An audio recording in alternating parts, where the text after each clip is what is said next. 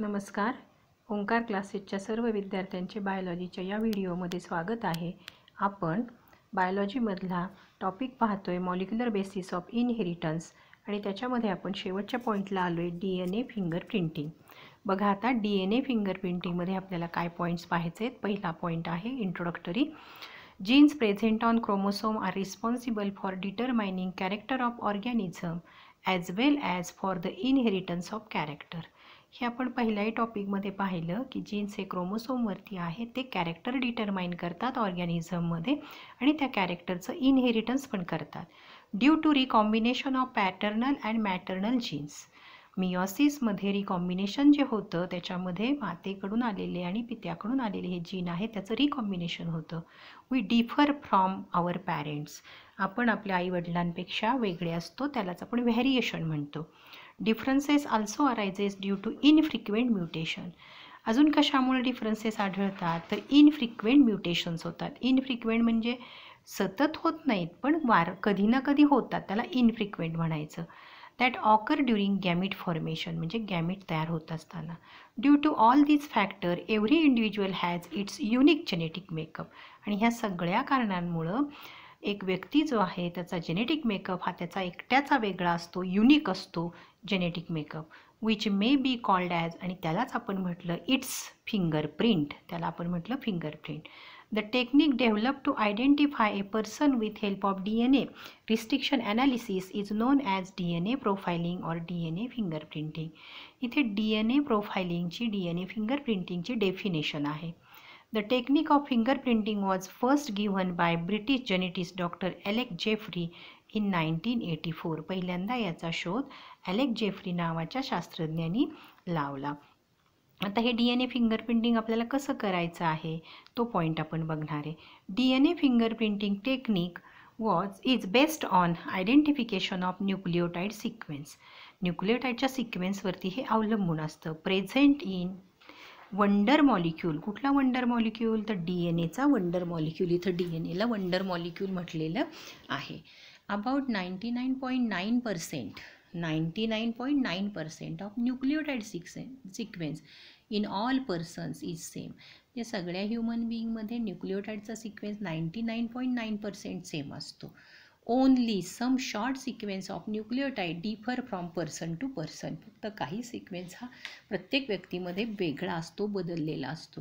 In the population every person shows unusual sequencing of 20 to 100 base pairs which are repeated several times. 20 to 100 base pairs ज्या आहेत ह्या पुन्हा पुन्हा तिथं repeat होतात.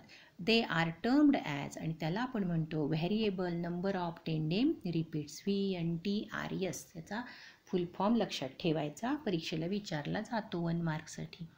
The length of region having VNTRS is different in each individual. आणि प्रत्येकामध्ये ही VNTRS असलेली जी रचना आहे ती वेगवेगळी असते. And hence it is the key factor for DNA profiling. म्हणूनच VNTRS हे DNA प्रोफायलिंगमधला महत्त्वाचा घटक आहे. आता त्याच्यामध्ये स्टेप्स कुठल्या येतात. पहिला आयसोलेशन ऑफ DNA, म्हणजे पहिल्यांदा आपल्याला जे सॅम्पल मिळालेले आहे त्याच्यातून DNA वेगळा करायचा. The DNA must recovered from the cells or tissues of the body.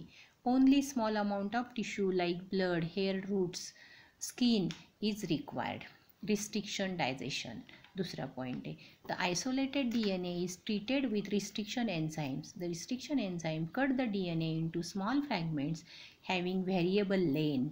आणि ही जे रिस्ट्रिक्शन एन्झाईमच्या सहाय्याने आपण DNA कट करतो तो वेगवेगळ्या लेंथला कट होतो आणि त्यालाच म्हटलेलं आहे रिस्ट्रिक्शन फ्रॅगमेंट लेंथ पॉलिमॉर्फिझम. हाही फुल फॉर्म आपण लक्षात ठेवायचा RFLP साठी.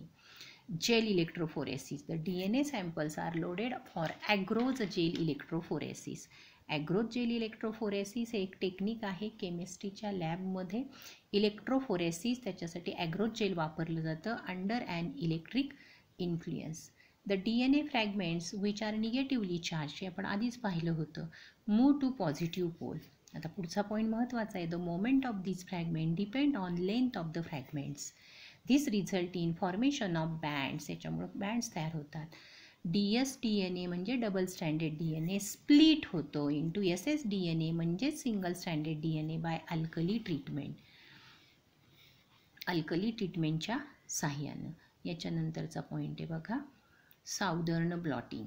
The separated DNA fragment are transferred to a nylon membrane or nitrocellulose filter paper by placing over the gel and soaking them with filter paper.